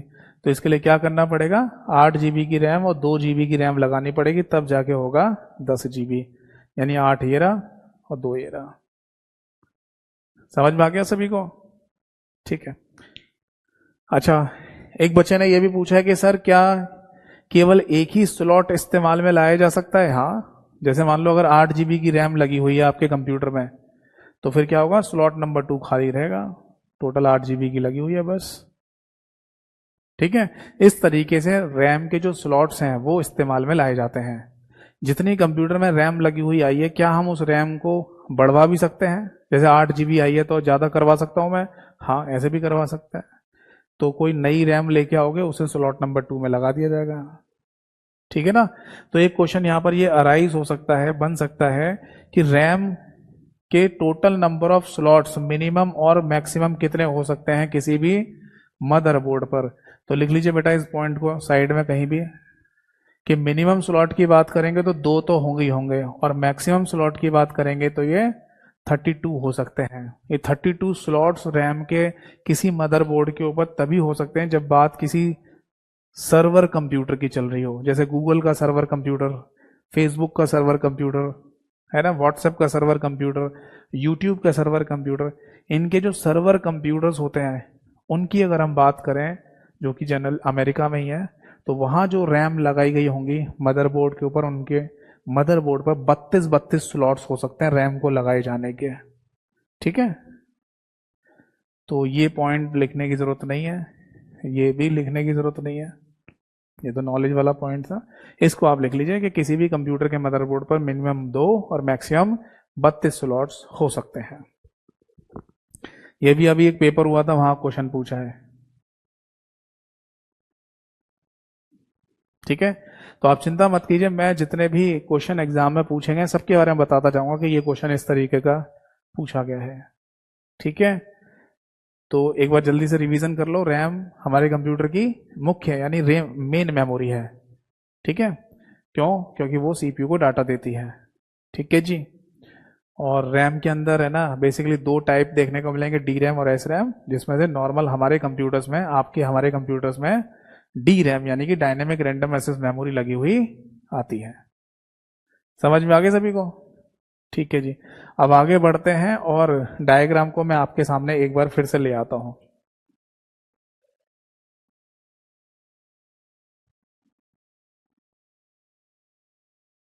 देखो जी, ये बात समझ में आ गई सभी को? चलिए, अब देखो आगे क्या लिखा हुआ है, 20 पिन ATX पावर कनेक्टर। इसको समझ लेते हैं ये क्या होता है। 20 पिंस। अच्छा, एक काम और कीजिए, यहाँ पर 20 की जगह है ना ब्रैकेट में 24 भी लिख लीजिए। ऐसे लिख लो 20 और 24 पिंस, और आगे क्या लिखा है, ATX power connector. ATX power connector अभी सभी के बारे में समझाऊंगा, ध्यान से सुनते जाइए, देखते जाइए और लिखते जाइए। देखो बेटा, सबसे पहली बात ये आती है कि ये 20 या 24 पिन का क्या कॉन्सेप्ट होता है। पिन कहाँ से आ गई भाई यहाँ पर? तो मैं आपको बता दूं, देखो आपने ना कभी मोबाइल फोन का चार्जर देखा है? आप मोबाइल फोन के चार्जर में देखना, मैं आपके सामने अभी दिखाता हूं।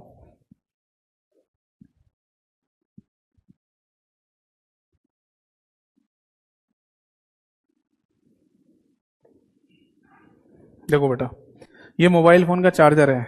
ठीक, तो इस चार्जर में आपने नोटिस कभी किया हो, नहीं किया तो आज ही करके देखना, इसे चार्जर या एडेप्टर बोलते हैं। और इसमें यहां देखना गौर से, 1 2 3 4, कुछ 4 पिन जैसी दिखाई दे रही है। और इधर साइड में भी देखना, यहां पर भी 1 2 3 4 यानी 4 पिन यहां पर भी दिखाई दे रही है। बेसिकली जो टेक्निकल टर्मिनोलॉजी है उसमें ये कहा जाता है कि ये यहां जहां पर ये पॉइंट आपको दिखाई दे रहा है, इसको बोलते हैं USB फीमेल कनेक्टर। ये मैं अपने मन से नहीं बोल रहा, ये टेक्निकल टर्मिनोलॉजी है, यही शब्दों का इस्तेमाल किया जाता है। और ये वाले पॉइंट को बोलते हैं USB मेल कनेक्टर। तो जब इस USB फीमेल कनेक्टर से मेल कनेक्टर को कनेक्ट किया जाता है, तो बेसिकली हो क्या रहा है, यहां पर 4 पिन मेल कनेक्टर की 4 पिन फीमेल कनेक्टर से ऐसे चिपक जाती हैं, और फिर ये करंट या सिग्नल बोल दीजिए फ्लो होना या इधर से उधर जाना शुरू हो जाता है। अब समझ में आ गया? तो इस तरीके से कनेक्शन बनाया जाता है, और कनेक्शन जिससे बनेगा उसे कनेक्टर के नाम से बोल देंगे। तो बेसिकली यहां जो कनेक्टर शब्द इस्तेमाल किया जा रहा है वो है यूएसबी कनेक्टर। यहां पर भी यूएसबी कनेक्टर है और ये भी यूएसबी कनेक्टर है जो आप यूज कर रहे होते हैं। समझ में आ गई बात? तो ऐसे है ना, हमारे कंप्यूटर के मदरबोर्ड पर है ना पावर सप्लाई देने के लिए, मतलब इतनी बड़ी प्लेट है ये और इस प्लेट पर ढेर सारी चीजें लगी हुई हैं, इनको बिजली पावर सप्लाई मिलनी चाहिए। हाँ, तो वो किसी न किसी जगह से तो मिलेगी। तो जिस जगह होकर बिजली पावर सप्लाई कंप्यूटर के मदरबोर्ड पर आती है और फिर पूरे मदरबोर्ड पर फैला दी जाती है या भेज दी जाती है, उस कनेक्टर को ATX पावर कनेक्टर के नाम से बोला जाता है। पहले ATX पावर कनेक्टर में टोटल 20 पिन आया करती थी, यानी 20 पिन का कनेक्टर होता था। जैसे अभी USB का मैंने कॉन्सेप्ट दिखाया मोबाइल फोन के चार्जर का, उसमें 4 पिन का कनेक्टर होता है। यहां पहले 20 का आता था, बट अभी 24 पिन का पावर कनेक्टर आता है। तो इसलिए यहां पर पिन शब्द का इस्तेमाल किया जा रहा है। अब समझ में आ गई बात या नहीं? तो सिंपल सा एक शब्द लिखना है तो ऐसे लिख सकते हैं, 20 या 24 पिन पावर कनेक्टर का मतलब मदरबोर्ड को पावर सप्लाई देने वाला कनेक्टर। मदरबोर्ड को पावर सप्लाई देने वाला, मतलब इसी कनेक्टर के थ्रू है ना पूरे कंप्यूटर के मदरबोर्ड को बिजली पावर सप्लाई मिलेगी। बाकी यहां पर ATX शब्द और लिखा हुआ है, इसका फुल फॉर्म भी होता है, वो भी आप नोट कर लीजिए। इसको एडवांस्ड टेक्नोलॉजी अटैचमेंट के नाम से बोला जाता है। एडवांस टेक्नोलॉजी अटैचमेंट लिख लीजिए, नोट कर लीजिए, कोई डाउट है तो पूछिए। ओहो, एक छोटी सी मिस्टेक हो गई, एडवांस टेक्नोलॉजी एक्सटेंडेड के नाम से बोलेंगे। एक्स लिखा हुआ है ना, हाँ ATX है, एडवांस टेक्नोलॉजी एक्सटेंडेड।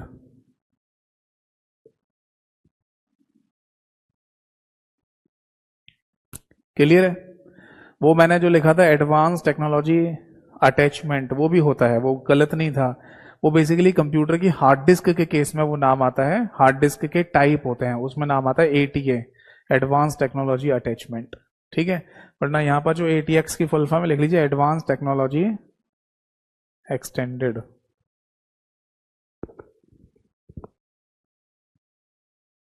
समझ में आ गया? पहले तो आप कमेंट सेक्शन में सारे लोग ये बताइए कि यहां तक की कहानी सबको क्लियर हुई है नहीं, क्योंकि एक एक करके सारे पॉइंट्स को डिस्कस करते जा रहे हैं। बहुत सिंपल तरीके से, सिंपल भाषा में आपको समझाते जा रहा हूं, आप देखते जाइए, नोट करते जाइए, कोई डाउट है तो पूछते जाइए। एक बार जल्दी से फटाफट कमेंट सेक्शन में बता दो।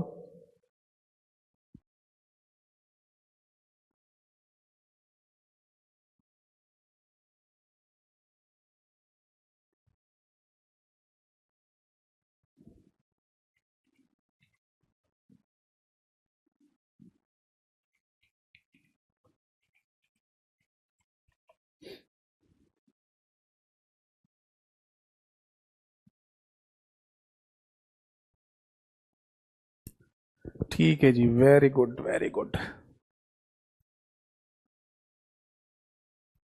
ठीक है,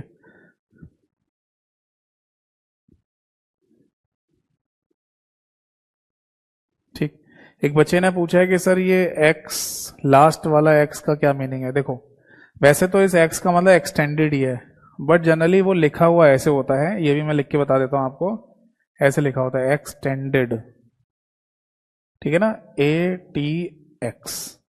तो इसीलिए इसका नाम डाला हुआ है, या इसकी फुल फॉर्म होती है एडवांस्ड टेक्नोलॉजी एक्सटेंडेड। ठीक है, चलिए अब आगे बढ़ेंगे। उससे पहले एक बच्चे का कमेंट आ रहा है, सर फर्स्ट कॉमर्शियल कंप्यूटर कौन सा था? अच्छा, मतलब आप ये जानना चाह रहे हैं कि दुनिया का सबसे पहला कॉमर्शियल कंप्यूटर कौन सा था जिसको मार्केट में ना खरीदा और बेचा गया, ये पूछना चाह रहे हो? देखो, एक सबसे पहला जो कॉमर्शियल कंप्यूटर कंसीडर किया जाता है ना, वो करते हैं P6060 ओलिवेट्टी के नाम से। आप चिंता मत कीजिए, मैं आपको है ना जब हिस्ट्री एंड जनरेशन वाला चैप्टर पढ़ाऊंगा तब मैं आपको ये बात क्लियर करके बता दूंगा कि दुनिया का सबसे पहला कॉमर्शियल कंप्यूटर का नाम क्या था, दुनिया का सबसे पहला इलेक्ट्रॉनिक कंप्यूटर किसे कंसिडर किया जाता है, दुनिया का सबसे पहला इलेक्ट्रॉनिक कैलकुलेटर किसे कहा जाता है, दुनिया का सबसे पहला मैकेनिकल कंप्यूटर का नाम क्या है, दुनिया का सबसे पहला इलेक्ट्रोमैकेनिकल कंप्यूटर का नाम क्या है, ठीक है, दुनिया का सबसे पहला पोर्टेबल कंप्यूटर का नाम क्या था। वो सब बातें आपको है ना सब समझ में आ जाएंगी, ठीक है। ओलिवेट्टी का क्या कॉन्सेप्ट था, P6060 का कॉन्सेप्ट क्या था, वो सब समझ में आ जाएगा। एक्चुअली क्या है ना, अभी हमारा फर्स्ट चैप्टर चल रहा है यानी कि कंप्यूटर आर्किटेक्चर। इसके बाद एक छोटा सा एक क्लास का चैप्टर और होगा मेमोरी यूनिट्स। उसके बाद थर्ड जो चैप्टर होगा हमारा वो history, generation and classification of computer वाला ही है। वहां ये सारे डाउट्स क्लियर हो जाएंगे आपके। समझ आ गया? चलो जी, अब आगे देखिए। इसके बाद है ना, आप मदरबोर्ड पर देख पा रहे होंगे,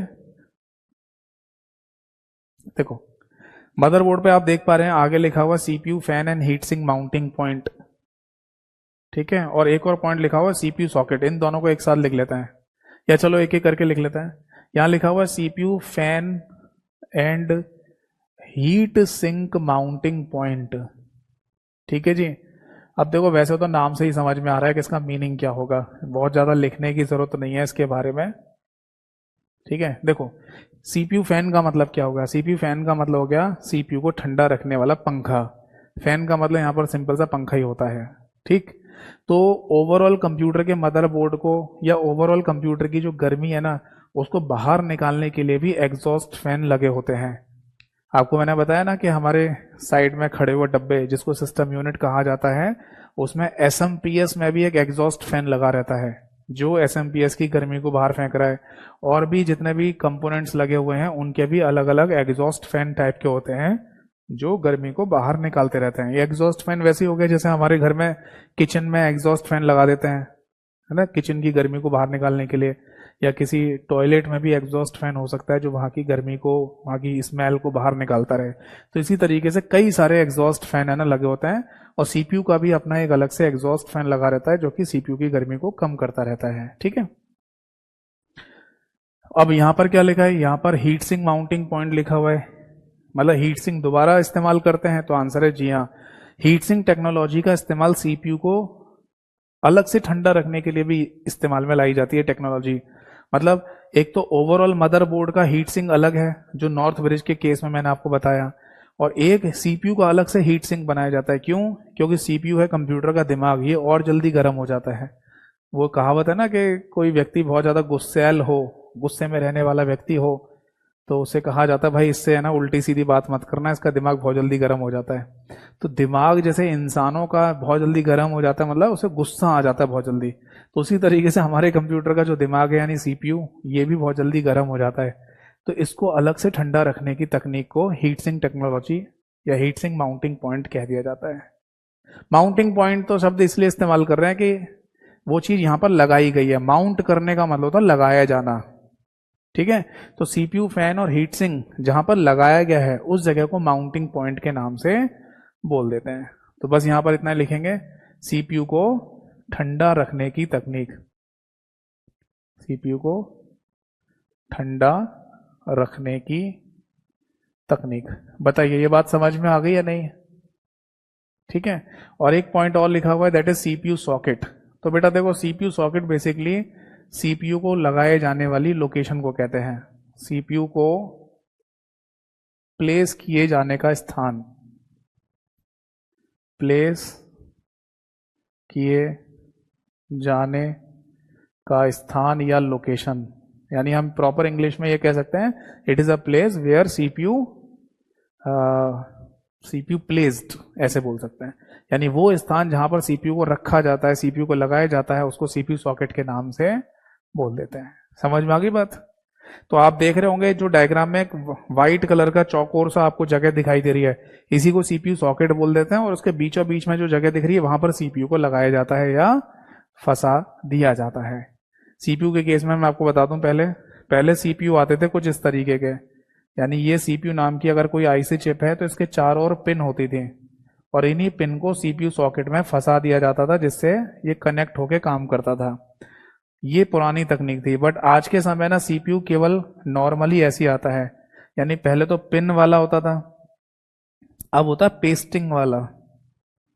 मतलब सीपीयू को मदरबोर्ड के ऊपर सीपीयू सॉकेट में पेस्ट कर दिया जाता है, चिपका दिया जाता है, उसी से कनेक्ट होके काम करना शुरू कर देता है। तो ये चारों तरफ पिन होते थे जो कि सीपीयू सॉकेट में कनेक्ट कर दी जाते थे। ठीक है जी। तो आई होप सो कि मैंने आज की क्लास में जो आपको समझाया मदरबोर्ड के बारे में वो क्लियरली आपको समझ में आ गया होगा। तो ये जो आधा पार्ट है ये कंप्लीट हो गया हमारा।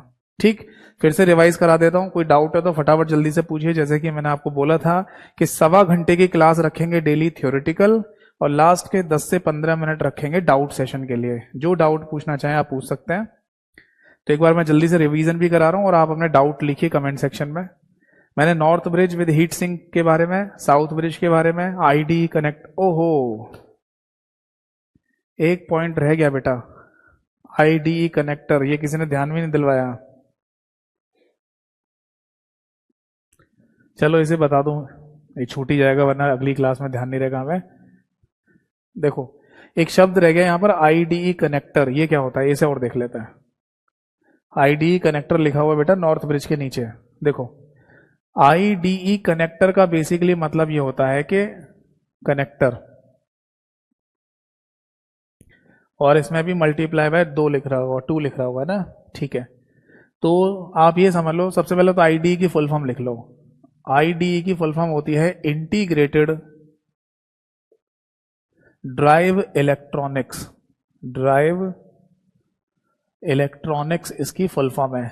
ठीक, अब ये होता क्या है बेसिकली, ये वो कनेक्टर तो समझ गए ना। कनेक्टर का मीनिंग क्या है?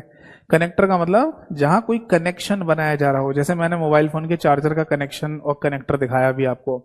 तो बेसिकली आईडी कनेक्टर क्या होता है, ये कंप्यूटर की हार्ड डिस्क का डाटा रैम में पहुंचाने के लिए। डायग्राम देख रहे हो ना, मैंने आपको बोला था ना कि डायग्राम हमेशा याद रखिएगा लास्ट तक, क्योंकि ये डायग्राम बहुत बार बनाया जाएगा। हमारे कंप्यूटर का डाटा किस में है? हार्ड डिस्क में। हार्ड डिस्क से रैम में पहुंचेगा, रैम से सीपीयू में, सीपीयू से मॉनिटर स्क्रीन पर दिखाया जाता है। तो बेसिकली होता क्या है कि ये जो हमारे कंप्यूटर का सीपीयू और रैम है, ठीक है, मैं इसे डायग्राम को हटा के फिर समझाता हूं।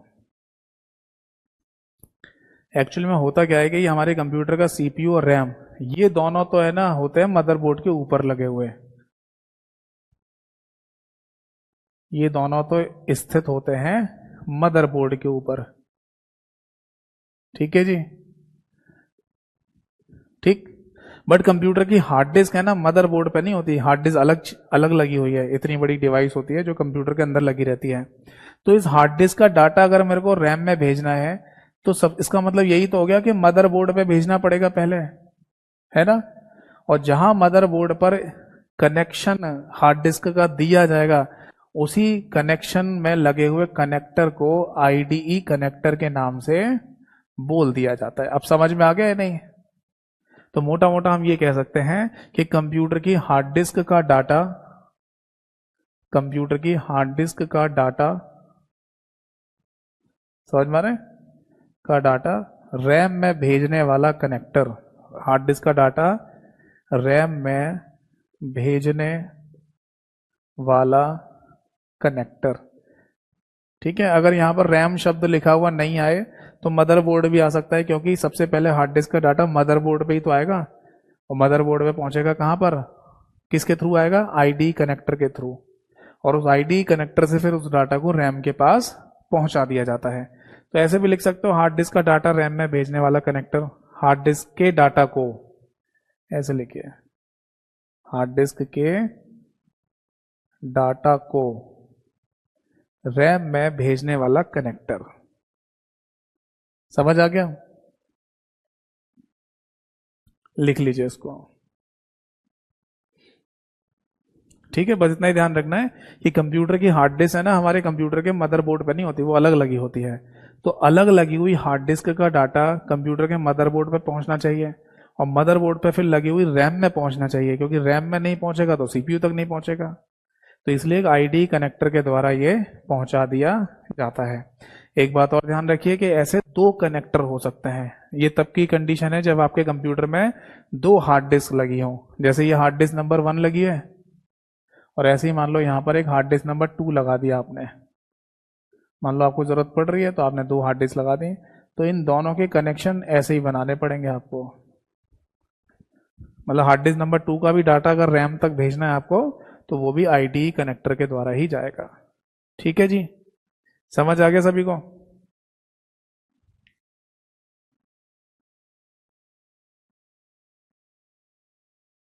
नोट कीजिए,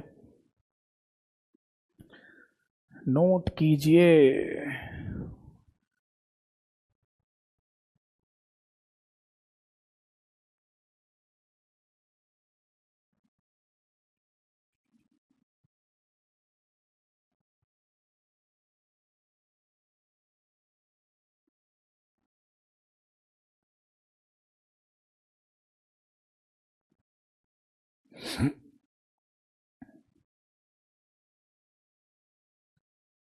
ठीक है जी, तो फाइनली जैसा कि मैं देख पा रहा हूँ कमेंट सेक्शन में सभी लोगों ने लिखा है कि सर, हाँ सभी लोगों ने कहा सर नो डाउट। एक बच्चे ने लिखा है सर आपने रक्षाबंधन नहीं बनाया बनाया। नहीं, मैंने भी सेलिब्रेट किया था। मेरी मतलब सिस्टर है, उनसे राखी बंधवाई थी मैंने। पहले इसे खत्म कर दूं फिर आपके डाउट लूंगा, ठीक है? ये हो गया, इसमें आप कुछ बचा तो है नहीं, इतना ही पॉइंट याद रखना है आपको। बाकी एक पॉइंट और लिखना है तो लिख लो, इसका एक नया वर्जन भी आ गया है जिसको EIDE कह दिया जाता है। ऐसे कैपिटल में लिख लो, इसका एक नया वर्जन आ गया EIDE। हो सकता है कभी फुल फॉर्म में आ जाए। तो ई का मतलब है यहाँ पर enhanced, enhanced integrated drive electronics. बस ये पॉइंट और लिख लीजिए। और आज की क्लास, आज की सभा यहीं पर समाप्त होती है। तो बेसिकली मदरबोर्ड का जो आधा डायग्राम था वो मैंने ना आपको क्लियर करा दिया। अब अगली नेक्स्ट क्लास में जो आधा वाला पार्ट है वो और इम्पोर्टेंट है, उसको मैं बताऊंगा अगली क्लास में, नेक्स्ट क्लास में। ठीक है जी, तो आज की क्लास और आज की सभा यहीं समाप्त होती है। अब जो पूछना है जल्दी फटाफट पूछते जाइए। और जाते जाते मैं यही बोलूंगा आप सभी लोगों को कि MCQ आप पढ़ते रहिए, जैसे ही आपको समय मिले MCQ प्रैक्टिस करिए। तो पहले तो मेरे सोर्सेज से करना है, यानी मेरे यूट्यूब चैनल से और मेरे टेलीग्राम चैनल से। अगर वहां से नहीं कर रहे हैं आप, कहीं और से भी कर रहे हैं तो कर लो, कोई दिक्कत नहीं है। और किसी भी क्वेश्चन में डाउट आए, फोटो खींचकर या स्क्रीनशॉट लेकर मेरे को भेज दीजिए, जैसे ही समय मिलेगा मैं रिप्लाई करता जाऊंगा। ठीक है, व्हाट्सएप पे करना, और व्हाट्सएप नंबर मैंने क्लास की शुरुआत में आपको दिया ही था। ठीक, चलिए। एक बच्चे ने ये पूछा है कि सर, हाँ आपने रक्षाबंधन नहीं मनाया। देखो, रक्षाबंधन का मतलब शायद आप ऐसे समझ रहे होंगे कि मेरे हाथ में आपको राखी बंधी हुई दिखाई नहीं दे रही होगी। एक्चुअली बात यह है, देखो मैं एक पूरे दिन, पूरा एक दिन जो रक्षाबंधन का होता है उस दिन तो राखी बांध लेता हूँ। उसके बाद जैसे ही 12 बजते हैं उसके बाद मैं राखी को उतार कर एक किसी सही जगह पर रख देता हूँ। ठीक है, वो कोई सही जगह होगी जो मेरे को लगती है, मेरी अलमारी भी हो सकती है। क्योंकि मेरे को है ना थोड़ी सी मतलब एलर्जी टाइप की है वाटर से। एक्चुअली हमारे है ना हाथ बहुत बार धुलते रहते हैं, मेरे तो ज़्यादा ही धुलते रहते हैं क्योंकि मैं नॉर्मल है ना इंक वाले बोर्ड से पढ़ा रहा हूँ आपको। तो इसमें ना हाथ मेरे थोड़े काले काले हो जाते हैं इंक की वजह से, तो मैं बार बार हाथ धोता रहता हूँ। ठीक है, तो फिर वो गीला हो जाता है बार बार, तो मेरे को अजीब सा लगने लगता है, इस वजह से मैं राखी को उतार कर रख देता हूँ। ठीक है, और क्या पूछा है? एक बच्चे ने पूछा है सर ये बताइए कि पूरा फोकस RPF दिल्ली पुलिस और SSC पर है।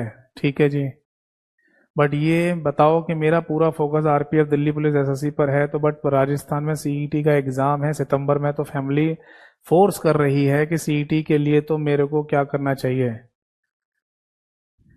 देखिए बात यह है ना कि आपका कोई एग्जाम है जो आपकी ड्रीम जॉब है। ठीक है, मैं सभी के कमेंट लूंगा, एक एक करके सभी के बारे में बता दूं। पहले आपकी जो ड्रीम जॉब है और आपको उसी में जाना है, तो फोकस तो उसी पे होना चाहिए। बट अगर इस बीच में जैसे आपके पेरेंट्स फोर्स कर रहे हैं कि राजस्थान CET का भी एग्जाम दे दो, उसकी तैयारी आपके ड्रीम जॉब की तैयारी से मैच कर रही है, तो दे दो, क्या दिक्कत आ रही है? एग्जाम ही तो देना है आपको, घर वालों की खुशी के लिए एग्जाम दिया ना। और एग्जाम देने में क्या है, कुछ ना कुछ एक्सपीरियंस ही गेन करोगे, है नहीं? बट सिलेबस सेम होना चाहिए। अब जैसे मैं एक एग्जांपल बताता हूँ, कोई SSC की तैयारी कर रहा है और कोई बैंक की तैयारी कर रहा है, बैंक में उसे PO या क्लर्क बनना है, और कोई SSC की तैयारी कर रहा है, दोनों का सिलेबस अलग है। भले ही सब्जेक्ट के नाम एक जैसे हो कि यहाँ भी मैथ आएगी, यहाँ भी मैथ आएगी, यहाँ भी इंग्लिश है, यहाँ भी इंग्लिश है, बट पैटर्न अलग अलग है। तो कोई ये कहे कि मैं एसएससी की तैयारी कर रहा हूँ, मेरा ड्रीम जॉब एसएससी है, और फिर घर वाले कहते हैं नहीं बैंक की कर, तो फिर वहां दिक्कत हो सकती है। ठीक है, बाकी मिलता जुलता ही सिलेबस किसी एग्जाम का है तो एग्जाम दे दो, क्या दिक्कत आ रही है। फोकस अपने एग्जाम पे ही रखिए जो आपकी ड्रीम जॉब है। एक बच्चे ने लिखा sir any suggestion for VOD classes, my exam in September and. आप है ना वीओडी क्लास में भी अपना सिलेबस पूरा कंप्लीट कर सकते हैं, ये बात मैंने फर्स्ट इंट्रोडक्शन क्लास में भी बताई थी। और ज्यादा से ज्यादा जो अंतर आता है लाइव और वीओडी क्लास में वो होता है 10 से 20% का बस।